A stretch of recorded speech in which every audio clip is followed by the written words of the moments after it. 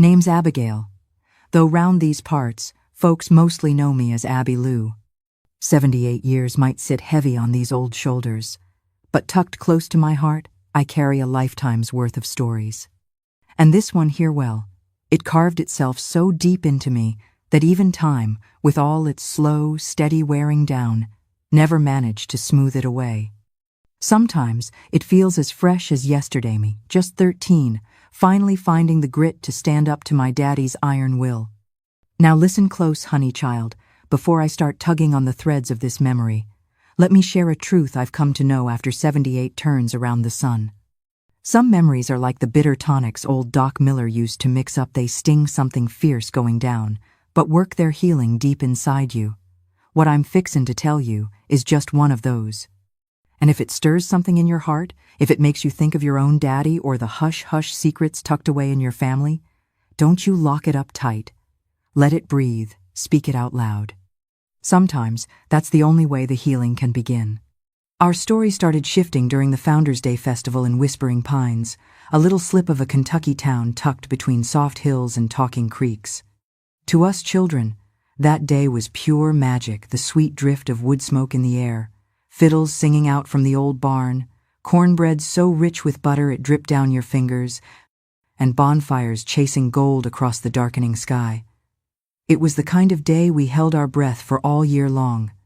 But that year, Daddy Clayton Harlow set his rule down like stone. Be home before the sun kisses the hills goodnight. Not a soul from this house is to be out after dark, he'd say. Not shouting, he never needed to. His voice alone, steady and worn like river rock, was enough to bend the very air around him. A voice shaped by seasons of hardship and stubborn grit. Most days, we wouldn't have dreamed of crossing him. But that day, well, something different stirred inside me. Maybe it was the wild pull of being 13. Maybe it was just the taste of freedom hanging so sweet and close I could almost lick it from the breeze. My friends begged me to stay a little longer, to watch the parade dance through town, to see the grand bonfire blaze up against the velvet sky. I caught my brother Wesley's eye, just 11 years old, and saw it there too, flickering in him like a spark. That fierce, silent wish for just a little more time under the stars. And Lord have mercy, how I wanted to say yes. Let's stay just a while longer, Father allowed us. I lied, the words tasting like vinegar on my tongue. I knew retribution would come later, but in that moment, the hunger for freedom spoke louder than my fear. When we finally trudged home, the sky had transformed into a velvet darkness punctuated by diamond stars. The full moon bathed the dirt path to our house in silver light. From a distance, I spotted my father's silhouette standing rigid at the door, straight as a fence post, arms folded across his broad chest. My heart hammered like a blacksmith working hot iron, and my legs turned to creek water beneath my skirts. "Wesley, go to your room," my father commanded without sparing my brother a glance. "Abigail, you come with me." I'll carry his expression from that night to my grave. It wasn't anger burning in those eyes, it was a disappointment so vast and deep that it cut sharper than any switch ever could. He led me silently to the tool shed, lit the hurricane lamp with steady hands, and closed the door without uttering a word. Then he took down the hickory switch hanging ominously on the wall.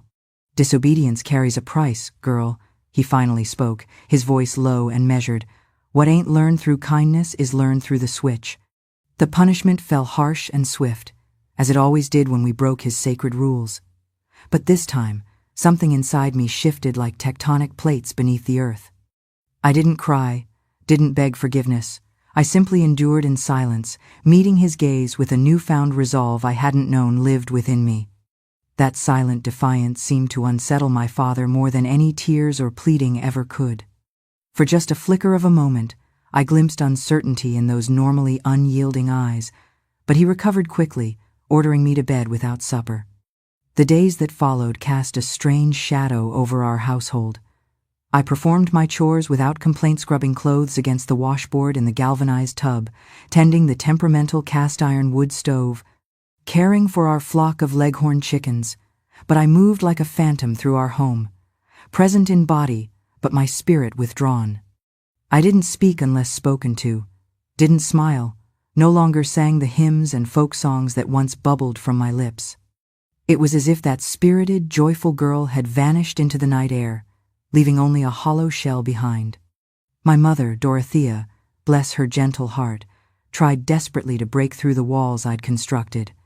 She came bearing childhood stories, suggesting games we used to play, promising to bake my favorite blackberry cobbler with extra sugar. But I had armored myself like a box turtle seething, with quiet rebellion inside while presenting a still, emotionless exterior as peaceful as Sunday morning silence. One evening, while helping Mother knead bread dough in the kitchen, I overheard my parents' hushed conversation drifting from their bedroom. The door stood slightly ajar, their voices carrying clear as church bells on still air. "Clayton, something's not right with the girl," my mother whispered, her voice tender with worry. "She doesn't sing anymore, doesn't smile. She's moving around like a little old woman before her time." "That's just the way of things, woman," my father responded with his customary firmness. "Adolescence does that. It'll pass like summer storms." "It's more than that, and you know it well as I do. It's been this way since that punishment after the festival. Don't you reckon you might have been too harsh with her?" "Discipline is necessary, Dottie. I'm preparing her for life beyond these walls. The world out there doesn't offer gentle corrections or second chances." "But Clayton, she's pulling away from us, from you especially. That child is slipping through our fingers like creek sand." A heavy silence followed, stretching so long I thought their conversation had ended. But then I heard my father say something that shook the very foundation of how I understood him. My father ruled with an iron hand, you know. While he set clear boundaries, his reactions could be excessive for minor transgressions: a sideways glance, a dish not scrubbed to perfection. The punishment rarely matched the offense. I swore I'd never be that man with my own children, that I'd only correct when truly necessary. His voice wavered slightly, as though he was unlocking a door long rusted shut. I was so stunned by this revelation that I nearly dropped the ceramic bowl I was drying. Mother must have sensed my eavesdropping, because she appeared suddenly at the door, gently closing it with a soft click. The following week brought something even more unexpected than my father's confession. I was in the yard tending to our chickens when his shadow fell across the coop. It was unusual for him to seek me out alone since that night. Typically, he only addressed me during meals or when assigning chores. He stood awkwardly near the coop, hands thrust deep into his canvas overalls pockets, fidgeting like a spring colthus, eyes darting to the clouds, to his boots, to the scratching hens, to everything except my face. "Abby Lou," he began, the use of my nickname immediately putting me on alert. "Do you reckon I'm too hard on you children?" His question caught me so off guard that for several heartbeats, I couldn't find my voice. It was as startling as if one of the chickens had suddenly spoken human words. "You are as you believe you need to be," I answered carefully, measuring each word like precious sugar during rationing. He released a heavy sigh that seemed to carry the weight of the Kentucky hills on its breath. "I know you can't understand why I'm so strict," he said, his voice softening around the edges. "But I want you to be strong, self-reliant. The world shows no kindness to those who can't stand on their own 2 feet, Abby Lou."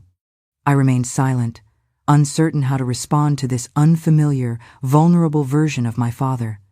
I'd never witnessed him attempting to explain himself, trying to justify actions he'd always presented as absolute law. "My father treated me similarly, but worse," he continued, his voice dropping lower. "I believed this was the only way to forge strength in youth, the only method I'd ever known." That's when something extraordinary happened. As the words left his lips, a transformation overtook his weathered face. Those eyes, always hard as river stones, welled with moisture, and before he could turn away or hide his face, a single tear tracked down his sun-leathered cheek. Then another followed, and another after that. "I don't want you to hate me," he confessed, his voice now trembling like autumn leaves in November wind. "I just want you to have a better life than the one I've lived." Witnessing my father weeping openly before Methis man I'd always perceived as unyielding as an ancient sycamore left me utterly adrift. I didn't know whether to embrace him or maintain my distance. I followed my heart's quiet command. I stepped forward and took his hand-to-hand rough as barnwood from decades of labor on our homestead, etched with life's countless scars, now trembling like a newborn fawn. Standing there before my father, watching his tears dampen the parched earth beneath our feet, words failed me completely. There was something profoundly unsettling about seeing a man who had stood rigid as a chestnut trunk his entire life suddenly bend and break this way. The world continued its normal rhythm, chickens scratching in the dirt, the sun traversing its familiar path, yet nothing felt the same anymore. "Father," I began, uncertain how to complete the thought forming in my mind. He roughly wiped his face with calloused hands, cleared his throat with deliberate force, and attempted to rebuild his composure. Men of his generation viewed emotional display as weakness, you understand. It was tantamount to the gravest sin imaginable. "There are burdens in this life that we carry right here," he said, thumping his chest with his fist, his voice regaining some of its familiar steadiness. "Carry them so long you forget what it felt like not to bear that weight." That was all he offered that day. He turned halfway and walked back toward the house, his shoulders now slightly stooped, as if our exchange had relieved him of a small portion of his invisible burden. I remained rooted in place, watching his retreating figure with a lump in my throat and countless questions swirling in my mind. Sleep evaded me that night. My father's words circled endlessly like a moth drawn to lamplight. "Carry them so long that you don't even remember what it was like not to have this weight. What hidden burden crushed him so?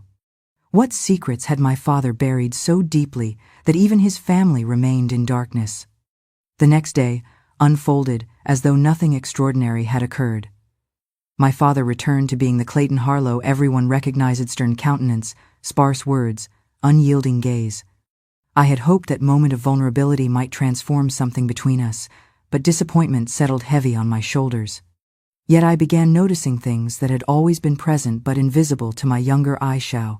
He fell into brooding silence whenever someone mentioned his mother, how he never spoke of his own childhood, how he invented urgent tasks whenever older relatives visited, escaping to the barn or fields rather than sit and listen to stories from days long past.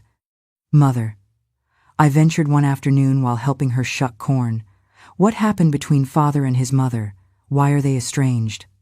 Mother sighed deeply, glanced over both shoulders to ensure we were truly alone. "Your grandma Edith was a complicated soul," she began in hushed tones. "After your grandpa Silas died when your father was just 12, she began raising the children with a harshness that folks didn't speak of in polite company. But that wasn't the whole of it." She paused, seeming to weigh how much truth I could bear. "Years later, when your father was a grown man working the land he'd inherited from his father, your grandmother remarried a man with darkness in his heart. One of those poor souls that white lightning transformed into something barely human. This man began selling off pieces of the family land that rightfully belonged to your father and his siblings to fund his drinking habits. Suddenly, the reason for that painful severing became crystal clear. My father, who valued honest work, integrity, and the sacred connection to land above all else, watching his own mother allow a stranger to squander the family's legacy must have been a betrayal beyond comprehension. Your father confronted his mother, begged her to send this man packing, but she chose her new husband over her children." Mother continued softly. "She spoke words to your father that no mother should ever utter to her child, and your father, proud as he's always been, swore he'd never set foot on her property again, never speak her name again, and he's kept that promise for 20 years. I couldn't fathom the depth of pain my father must have endured, betrayed so completely by the very person who should have been his fiercest defender. I began seeing everything through different eyes.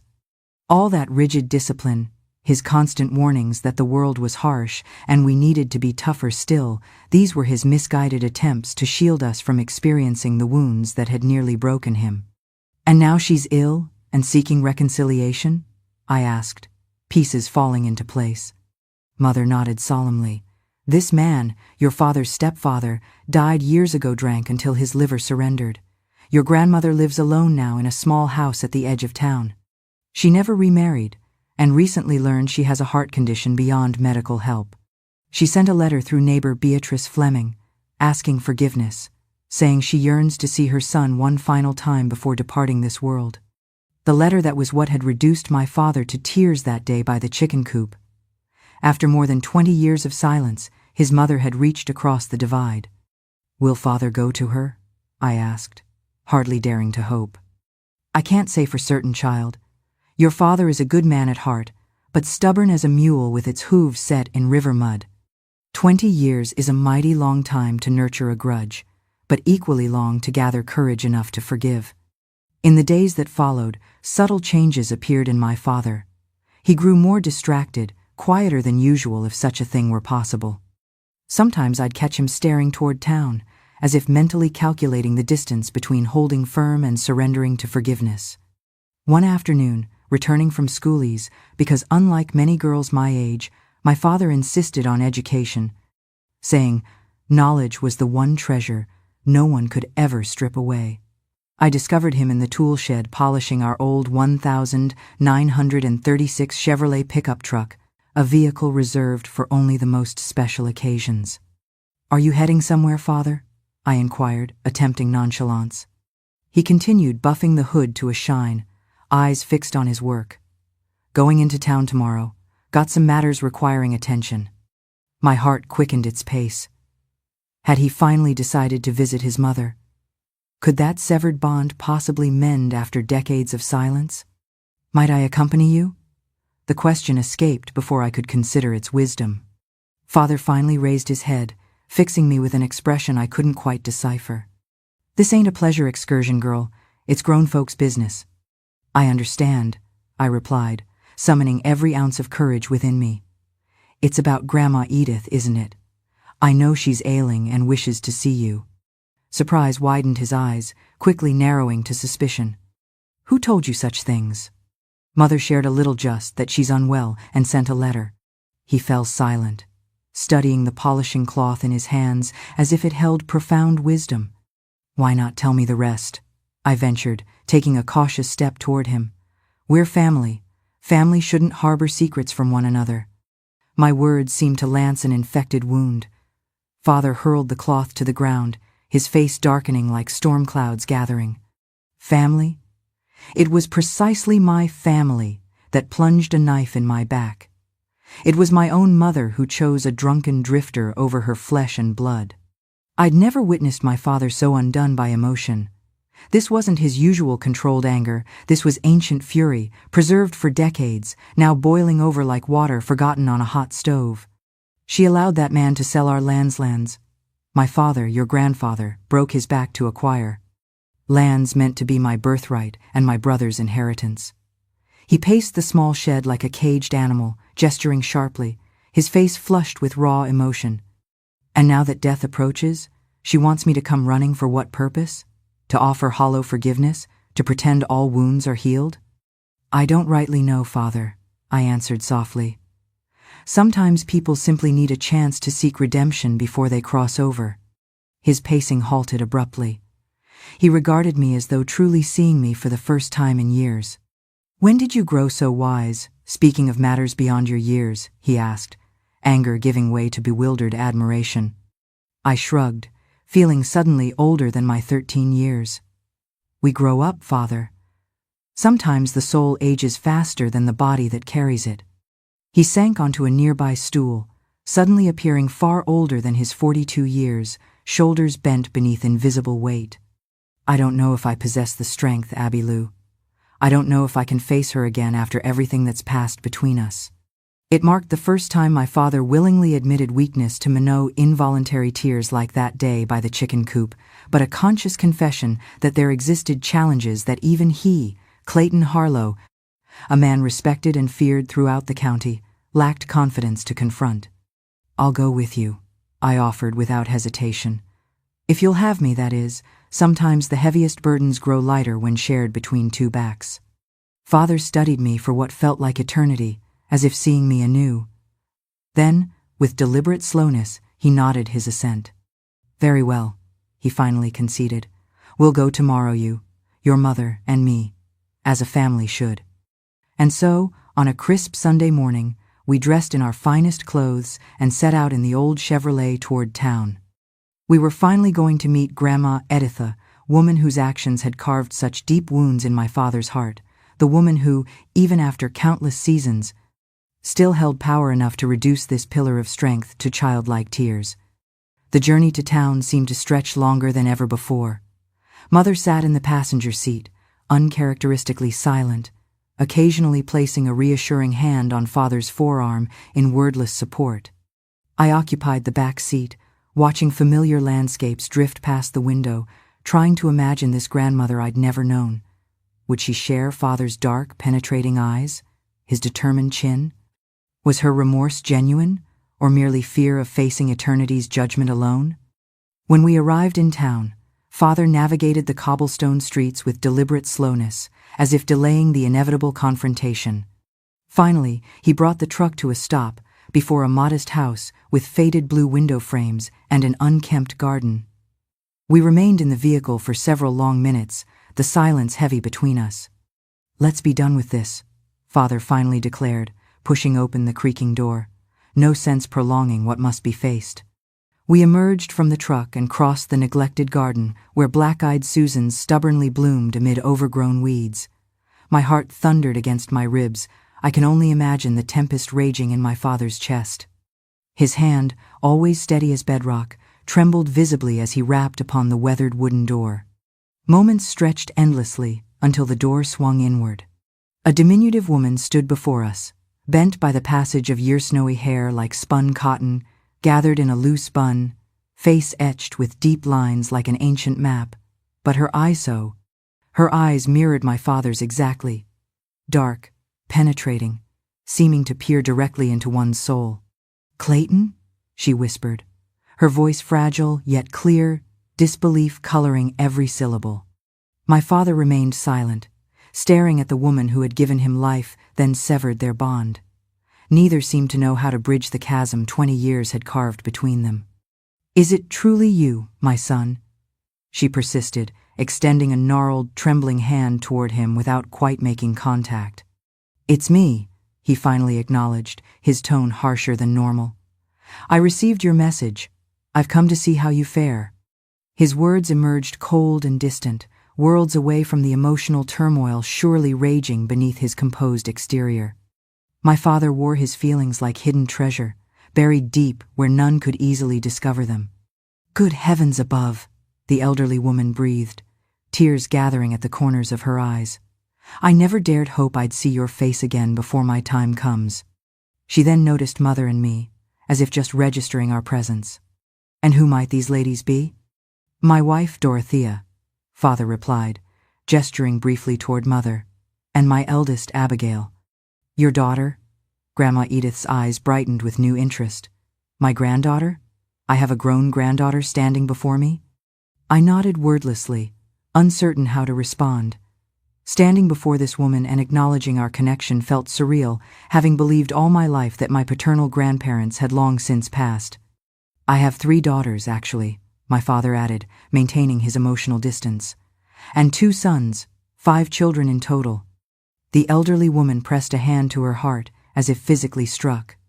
5 grandchildren I've never had the privilege to know. An uncomfortable silence descended, stretching painfully until Grandma Edith stepped back from the doorway, beckoning us inside. "Please come in. Don't remain on the threshold. The house is humble but clean." The interior was indeed modest yet meticulously maintained. We entered a small sitting room furnished with 2 aging but well-preserved sofas, a center table covered with hand-crocheted lace, and walls adorned with numerous framed photographs, many featuring my father at various ages, as a small boy, as a gangly youth, as a serious adolescent. He noticed these images too.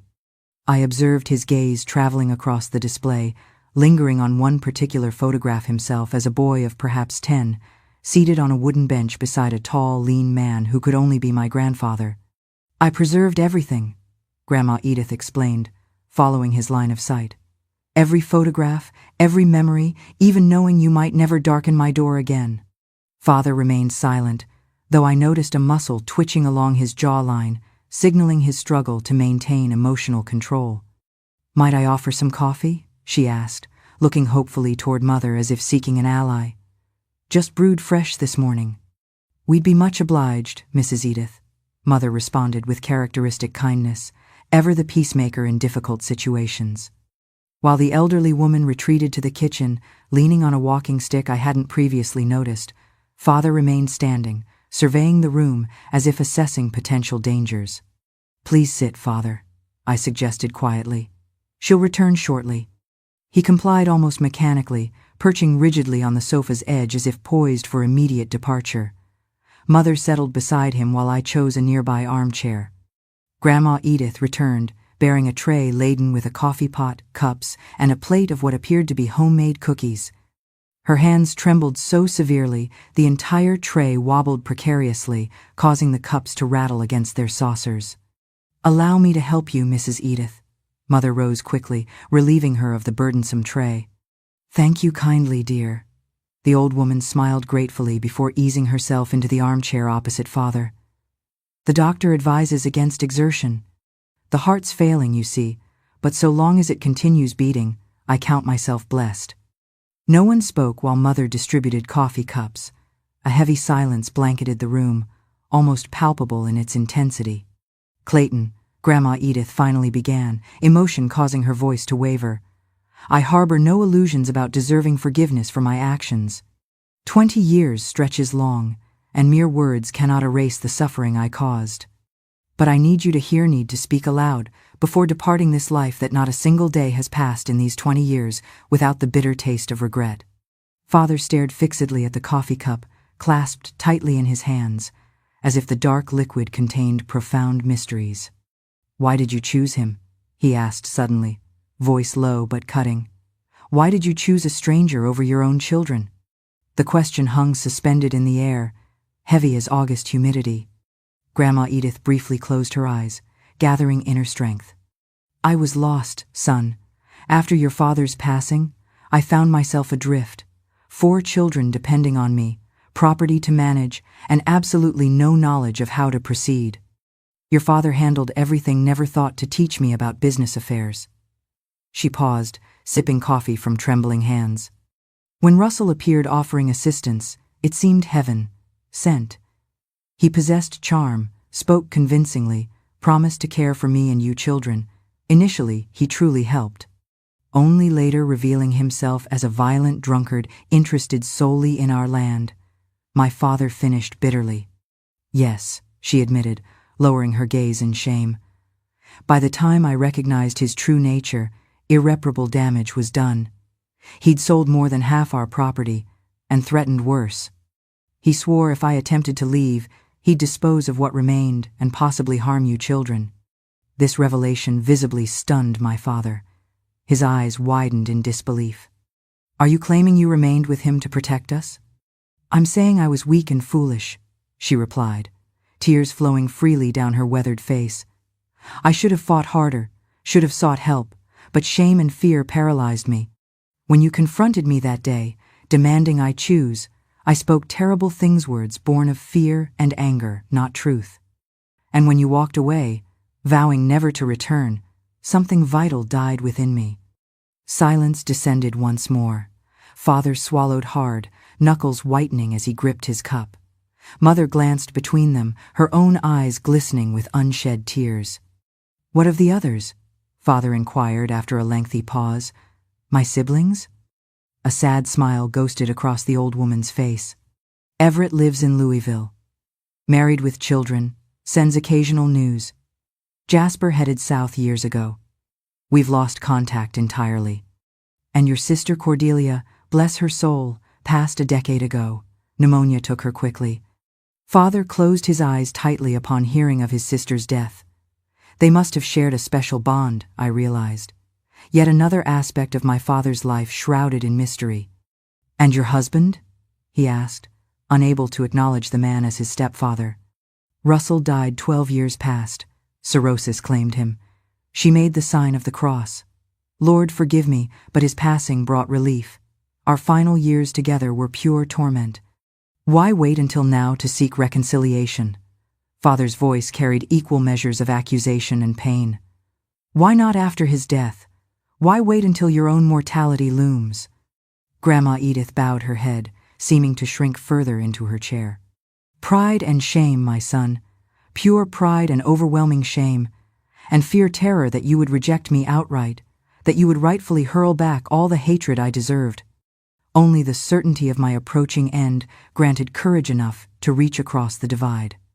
What happened next etched itself permanently in my memory.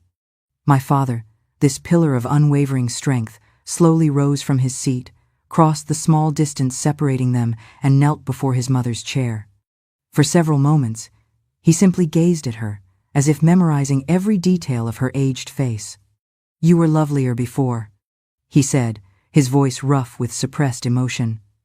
"I remember your hair, black as a crow's wing, always plaited in a long braid.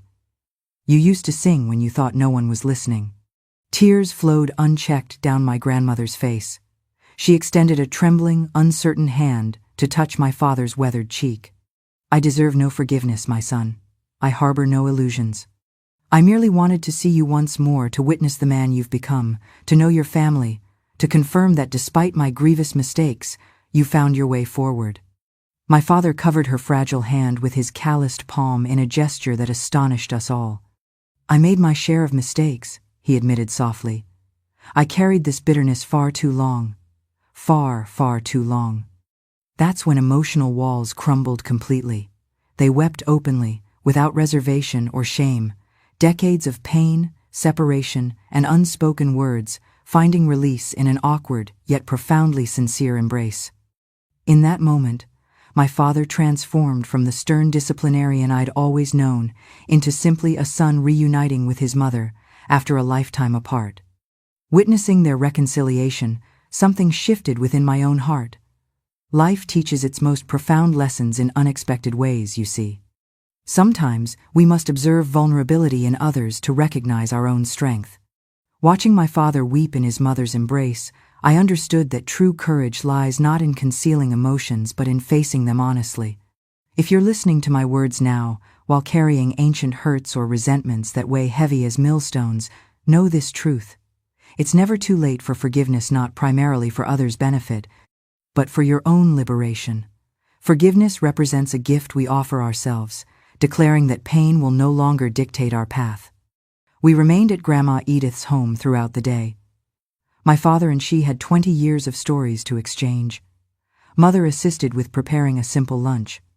I explored the modest house, discovering additional photographs and fragments of my father's history previously unknown to me. When departure time arrived, darkness had begun settling over the town. Father promised to return the following Sunday, bringing his other children to meet their grandmother. Grandma Edith wept again, thanking Providence for the opportunity to know at least part of her family before her final journey.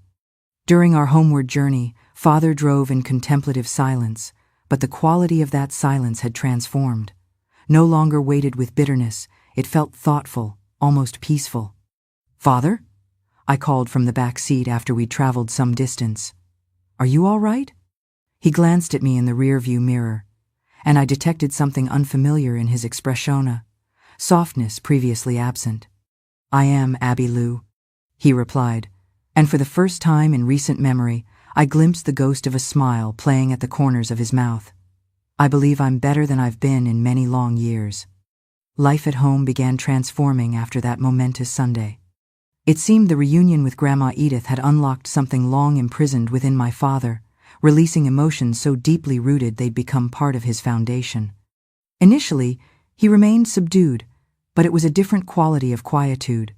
Occasionally I'd catch him gazing into the distance with a subtle smile, as if revisiting pleasant memories long forgotten. The following Sunday, fulfilling his promise, we all journeyed to visit Grandma Edith. This time, my siblings accompanied us. Wesley and my younger sister Hazel approached the meeting with trepidation, having never heard mention of this grandmother who'd suddenly materialized in our lives, but the elderly woman won their affection immediately. She had prepared spoon bread sweetened with molasses that filled the modest house with irresistible aromas. "Heavens above!" she exclaimed upon seeing my siblings. "Such beautiful children! Wesley has your grandfather's distinctive chin, the very image. And Hazel resembles my mother, your great-grandmother, may she rest in peace." The scene unfolding before me touched something deep in my soul. Grandma Edith, despite her failing health, seemed to draw renewed vitality from her grandchildren's presence. She shared stories from my father's boyhood years, tales entirely new to me. His early stubbornness, teaching himself to swim in the mill creek, his protective nature toward younger siblings. This father of yours was quite the little mischief maker. She chuckled, eyes brightening with recollection. Once he scaled the hayloft roof to rescue a fledgling that had tumbled from its nest. Nearly frightened me to death with that stunt. Father listened to these reminiscences with mingled embarrassment and pleasure, occasionally correcting minor details or simply nodding with the faintest smile playing at his lips. "And you?" I asked, curiosity piqued. "What were you like at my age?" Grandma Edith grew contemplative, her gaze turning inward toward distant memories. "Oh, my dear granddaughter, I was a dreamer to my core. I longed to visit the capital, pursue education, perhaps become a teacher. But in those days, a respectable young woman had limited options. I married your grandfather Silas at 16. He was decent and hard-working, but traditional in his beliefs that a woman's domain remained firmly within the home, raising children." She sighed deeply, weathered hands smoothing her worn dress. "Given another chance, I would have pursued more education, learned to manage business affairs. Perhaps then, finding myself widowed, I wouldn't have fallen so easily into that man's deceptions." I glanced anxiously toward Father, concerned how he might react to references to his stepfather. Surprisingly, he merely extended his hand and gently touched his mother's arm. "What's done cannot be undone," he said, his voice gentler than I'd ever heard. "We must look forward now, not backward." During subsequent weeks, we visited Grandma Edith regularly. Sometimes Father went alone, returning late from town with lightened countenance, as if each visit removed another fragment of the burden he'd carried for decades. Other times, we accompanied him as a family, transforming her humble house into a place of warmth and family connection. During those visits, I observed my father gradually shedding layers of emotional armor, revealing glimpses of the man he might have been without decades of bitterness weighing him down. School days found me distracted by these developments. It felt as though I'd not only gained a grandmother, but recovered a missing chapter of our family history. Most importantly, I was discovering dimensions to my father I'd never imagined existed. One afternoon, returning home from lessons, I discovered Father sitting alone on the porch, gazing thoughtfully toward the distant hills. His contemplative expression had become familiar in recent weeks. "May I join you, sir?" I asked hesitantly. Despite recent changes, initiating conversation with him still required courage. "Certainly, Abby Lou," he replied, indicating the bench beside him. We sat in companionable silence, watching the sun begin its descent behind the ridge, painting the sky in brushstrokes of amber and rose. "Father," I ventured, gathering my resolve, "may I ask something personal?" "You may. Are you truly happy to have reconnected with Grandma Edith? I mean." He didn't immediately respond. I watched his chest rise and fall with a profound sigh. "Happy isn't quite the word," he finally answered. "It's far more complex. There's joy, certainly, but also sorrow for years forever lost, regret for not seeking reconciliation sooner, lingering anger over certain matters. It's a tapestry with many colors, daughter." He turned, meeting my gaze, direct, a rare occurrence that emphasized the significance of his words. "But one emotion stands clearest: relief. As if I've carried a massive boulder upon my shoulders all these years and finally set down that crushing weight." In that moment, courage I scarcely recognized surged within me. "Do you regret raising us with such stringent discipline?" Father swallowed visibly, looking away toward the darkening horizon. "I regret certain aspects, yes," he admitted after careful consideration. "I was excessively harsh at times, especially with you as the eldest. I believed such strictness necessary to prepare you for life's hardships, a world I perceived filled with dangers and betrayals." He paused, choosing his next words with deliberation. "When your grandmother chose that man over her own children, something fundamental shattered within me, Abby Lou. Trust itself. If your own mother could abandon you, what might you expect from strangers? I resolved never again to make myself vulnerable, and without realizing, I transmitted that fear to you through rigid rules and unyielding discipline." His confession astonished me.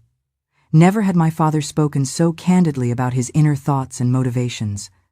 "But you're changing," I observed cautiously. "Since reconnecting with Grandma Edith, you seem transformed." A small smile softened his features. "I'm attempting change, daughter. Old habits don't surrender easily after decades of reinforcement, but I'm genuinely trying." That night, lying awake in bed, I reflected on Father's words. I began understanding that beneath his harsh exterior dwelled a wounded man attempting to shield his children from pain he himself had endured. This didn't excuse everything, certainly, but it helped me view him through more compassionate eyes. Unfortunately, our newfound family harmony proved brief. Less than 3 months later, on a crisp December morning, word reached us that Grandma Edith had passed peacefully during the night. Her failing heart had finally surrendered. The neighbor who delivered the news offered small comfort, saying she had departed peacefully in her sleep, her expression serene. Father received the news in stoic silence. Though he shed no tears before us, profound grief shadowed his eyes, a different quality of pain than his former anger. It was the sorrow of double loss, first through 20 years of estrangement, then through death arriving so soon after reconciliation. The funeral, though simple, drew surprising attendance. Many townspeople came, demonstrating that despite past troubles, Grandma Edith had earned community respect. Father maintained a solitary vigil beside her casket throughout the service.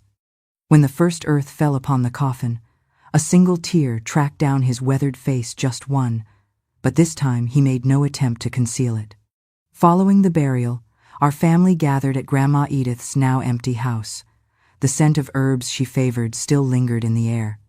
Upon the small table in her sitting room rested an envelope addressed to my father in her tremulous handwriting. "She must have prepared this during her final days," Mother observed softly. Father opened the envelope with reverent care, as if handling something infinitely precious. Inside lay a letter and an antique key. He read the message silently, his eyes traversing the page multiple times. Without speaking, he passed it to Mother, who read it and gazed at him with tear-filled eyes. "What message does it contain?" I inquired, curiosity overwhelming propriety. Father himself answered, "Your grandmother secretly saved some proceeds from the land sales. She concealed this money from her husband, accumulating it gradually over years. She's bequeathed everything to our family with a request for forgiveness and hope that we might reclaim at least a portion of your grandfather's legacy." The key, we later discovered, unlocked a small strongbox hidden beneath floorboards, containing her secret savings. Though not substantial wealth, it represented sufficient means for a new beginning, her final gesture of repentance and maternal love. That evening, back at our homestead, I heard footsteps on the porch well after midnight. Rising quietly, I peered through the window. Father stood alone in darkness, face lifted toward the star-filled sky, weeping without restraint, sobbing like a child, shoulders heaving with grief released from the deepest chambers of his soul. My initial impulse was to retreat unnoticed, pretending I'd witnessed nothing. That would have been my response previously, but recent weeks had changed me as well. I wrapped a woolen shawl around my shoulders and ventured silently outside. "Father?" I called softly, avoiding startling him. He turned, moonlight illuminating his tear-streaked face. He made no attempt to hide his emotional state or compose himself. He simply regarded me with raw grief openly displayed, without shame. "Come here, daughter," he beckoned, opening his arms in an unprecedented gesture. For perhaps the first time in memory, I truly embraced my father, not the perfunctory, awkward exchanges of holidays or birthdays, but a profound connection, a sharing of unspoken understanding. I felt his body trembling with suppressed sobs, and my own tears flowed freely, mingling with his. "She's gone," he murmured against my hair. "I barely reclaimed her before losing her again." "I know, Father," I replied, inadequate words my only offering. "But you found reconciliation. You had that precious gift." He nodded, tightening his embrace. "Thanks to you, daughter. Without your encouragement, pride would have prevailed. I would have forfeited this opportunity for healing." His words filled my heart with overwhelming emotion. My father, this man I'd always perceived as unyielding and invulnerable, was expressing gratitude, acknowledging my contribution to his personal journey. "I will become a different man," he promised, holding my shoulders and looking directly into my eyes. I refused to waste more precious time on pride and grievances. Life proves too brief and precious. And remarkably, he honored that promise. My father always stood by his word. This remained his consistent quality. When he committed to something, you could trust in its fulfillment. In the months following Grandma Edith's passing, we witnessed transformation none could have predicted. Changes began subtly, almost imperceptibly: a warmer greeting at breakfast, genuine interest in our daily experiences, a spontaneous smile here, words of praise there. The stern man gradually softened, like winter ground yielding to spring warmth. I particularly recall one afternoon when Wesley bounded home from school, excited about achieving high marks on a mathematics examination. Previously, Father would have merely nodded acknowledgement, perhaps commenting, "That's merely your responsibility." Instead, he looked up from his newspaper, smiled genuinely, and said, "Well done, son. I'm truly proud of you. Let's celebrate Sunday. Perhaps we could fish at the Mill Creek, just the two of us." Wesley's expression reflected pure astonishment. The boy stood speechless, merely nodding while his eyes widened in disbelief.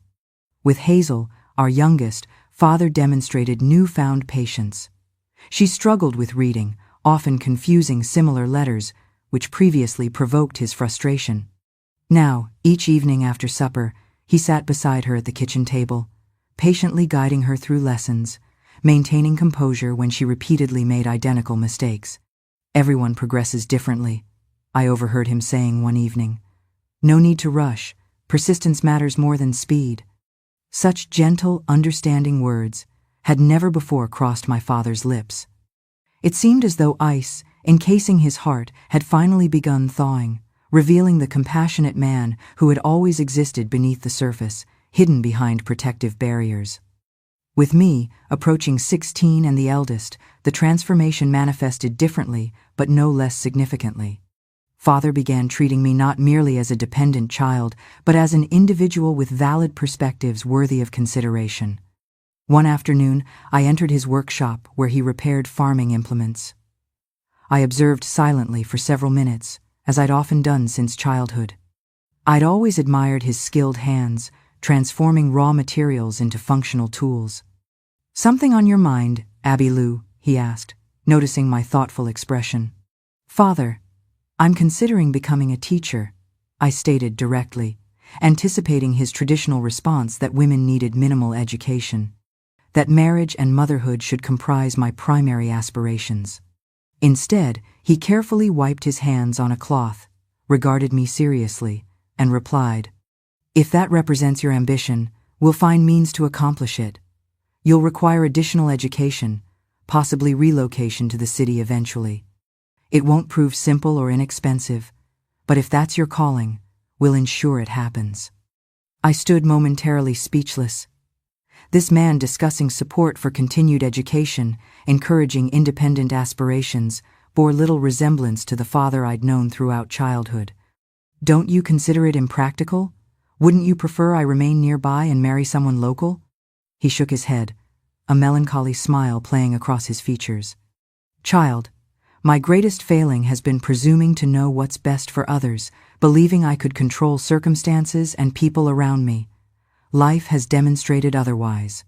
He placed his weathered hand on my shoulder, a simple gesture previously unimaginable. "If teaching represents your calling, then pursue it wholeheartedly. Never allow anyone, not even your stubborn old father, to convince you your dreams lack validity." That night I wept privately in my bedroom, not from sadness but profound relief and gratitude for this unexpected second chance at genuine family connection.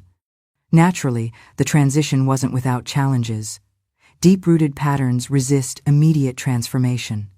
Father still experienced moments of impatience and harshness, occasionally raising his voice, particularly when fatigued or concerned. But something crucial had changed. Following such episodes, he apologized, acknowledged his shortcomings, expressed commitment to improvement. One of the most beautiful transformations manifested in my parents' relationship. Previously, they functioned like two oxen, yoked to the same plow, working collaboratively but rarely demonstrating affection. Now, small gestures appeared. Father bringing mother wildflowers from the meadow, hands touching briefly during meals, private smiles exchanged when they believed themselves unobserved. Once, passing their bedroom late evening, I overheard mother's soft laughter, a sound so rare and precious that I paused, despite knowing better. "Clayton," she said between gentle laughs, "you're behaving like the young man who courted me all those years ago. Isn't that welcome?" Father responded, his voice lighter than I'd ever heard. "I've spent far too long acting elderly before my time, Dottie. Now I want to reclaim something of what slipped through my fingers." Life, however, balances joy with challenge. Several months after Grandma Edith's passing, severe drought descended upon our region. Crops withered, livestock grew gaunt, financial resources dwindled alarmingly. In previous years, such adversity would have transformed Father into a powder keg of tension and anger. We would have endured shouting, blame, and his frustration unleashed upon the family. This time proved remarkably different. He gathered us around the kitchen table, calmly explained our situation, and together we developed solutions. Wesley and I increased our contributions to farm labor. Hazel assumed additional household responsibilities, freeing Mother to sell baked goods and sewing services to neighbors. Father applied his carpentry skills, professionally talents always evident but rarely utilized beyond our homestead. Life comprises peaks and valleys. He observed one particularly challenging Sunday, when necessity forced us to slaughter one of Hazel's favorite chickens for our meal. But when family stands united, no valley proves too deep to traverse. During this difficult period, I fully appreciated how profoundly Father had changed. Adversity that once rendered him bitter and withdrawn now seemed to strengthen family bonds. On evenings when we conserved kerosene, gathering around the table in near darkness, he shared stories from his youth, humorous tales, adventures, and mischievous escapades I'd never imagined this serious man had experienced. One evening, listening to him recount falling from the barn loft while attempting to collect bird eggs, I contemplated life's irony. It had required witnessing my father's tears twice to truly know him, to understand that beneath his stern exterior lived a man rich with feelings, regrets, and dreams never realized. Eventually the drought relented, as all natural cycles must. Rains returned, fields revived, and with them, our optimism renewed. Father utilized portion of Grandma Edith's bequest to purchase additional livestock and superior seed varieties. Gradually, we rebuilt what harsh weather had destroyed. Observing Father with his grandchildren provided one of life's purest joys. He, who had maintained such rigid discipline with his own children, became utterly indulgent with the next generation, spinning elaborate tales, teaching fishing techniques, permitting minor mischief he would never have tolerated from us. "You're spoiling these children terribly, Father," I occasionally teased. "That's precisely a grandparent's privilege," he would respond with a conspiratorial wink. "To indulge in all the foolishness we couldn't allow ourselves as parents." Life proceeded with its natural rhythm of joys and challenges. My brother Wesley married and relocated to Louisville. Hazel remained at the homestead, caring for our aging parents. I continued teaching, now addressed respectfully as Mrs. Abigail by parents of students, many formerly my own pupils. My children flourished, developing their unique aspirations. Clayton Jr. expressed interest in medicine, Pearl spoke of pursuing law, and young Silas already declared his intention to teach, just like Mommy. Observing them, I recognized possibilities unfolding that I'd never dared imagine for myself at their age. In 1959, when I had reached 36 years of age, news arrived that would again transform our family narrative. Now, more than 40 years later at 78, every detail of that day remains crystal clear. My father, 63 years old, suffered a severe heart attack while working in his beloved orchard amid those same trees he had reclaimed, planted by his grandfather's hands. I rushed to the homestead immediately upon receiving word. Mother sat beside the bed where Father lay, pale but conscious. The doctor had completed his examination, leaving strict instructions regarding rest and medication. Father, always vigorously active, resembled a caged wild creature, restless and frustrated by confinement. Such foolishness, he grumbled upon seeing me. Everyone behaving as though I'm at death's door. It was merely a warning. I'm recovering already. But his condition was graver than he admitted. I detected unprecedented exhaustion in his eyes, a new fragility that pierced my heart. My children, accompanying me, rushed to embrace their grandfather, momentarily bringing color back to his ashen features. He hugged them tightly, kissing their foreheads, extracting promises that they would care for Grandma and their mother should Grandpa need to take a long journey. Those words chilled me profoundly. Never before had I heard Father acknowledge his own mortality, even indirectly. That night, after everyone had retired, I returned to his bedroom. He lay awake, contemplating the ceiling. Unable to sleep, Father? Rested too much today. Just reflecting now. I perched on the bedside, taking his hand between mine. It felt cooler than normal, blue veins more prominent beneath skin that seemed suddenly translucent. Reflecting on what matters? He released a sigh that seemed drawn from his very essence. On life's brevity, Abby Lou. One moment we're young, believing we possess unlimited time, strength unwavering as oak. The next moment, we're confined to sick beds, dependent on others for basic necessities. Hearing my father speak this way caused profound anguish, this man who had embodied strength and self-sufficiency throughout my life. You'll recover, Father. Simply follow medical advice, rest adequately. He offered a tired but affectionate smile. Perhaps, but I'm at peace regardless, daughter. I've lived worthily. I'm surrounded by family who loves me despite my failings. I managed to correct at least some mistakes before opportunity vanished. He squeezed my hand with surprising strength. I want you to understand something important, Abby Lou. My greatest blessing has been children who surpassed their father children, who taught lessons when I believed I was the only teacher. You, especially, you taught me life's most essential truth, that transformation remains possible at any age. Tears flowed freely down my cheeks, not tears of sadness but overwhelming love that seemed almost too expansive for my heart to contain. My father, who once struggled to express emotion, now wept openly alongside me, without shame or reservation.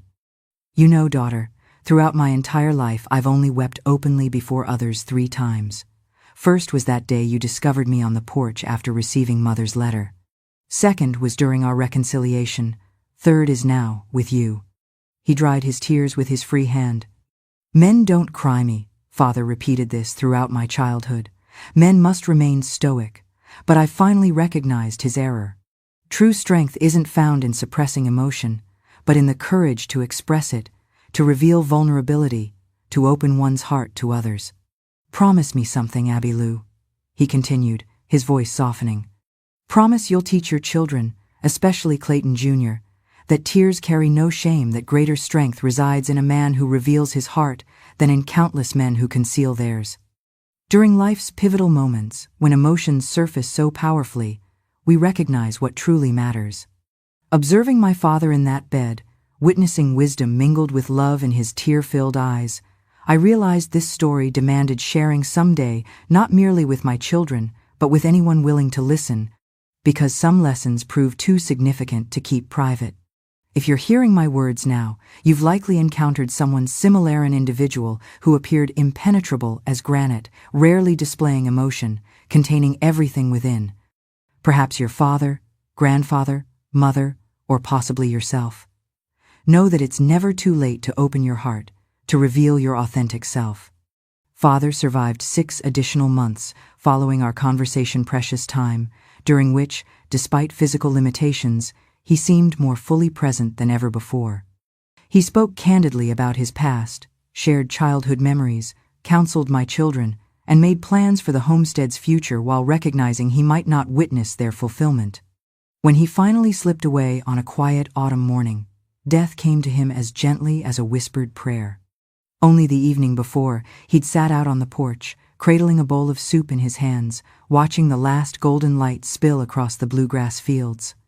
That night, he simply closed his eyes, and never opened them again, a tender farewell, fitting for the man he had, at long last, become.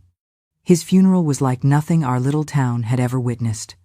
It wasn't just family who came to see him off, but nearly everyone within a day's journey, farmhands with weathered hands, shopkeepers from the heart of Main Street, even old foes who had, in the quieter twilight of their years, found their way back to his side.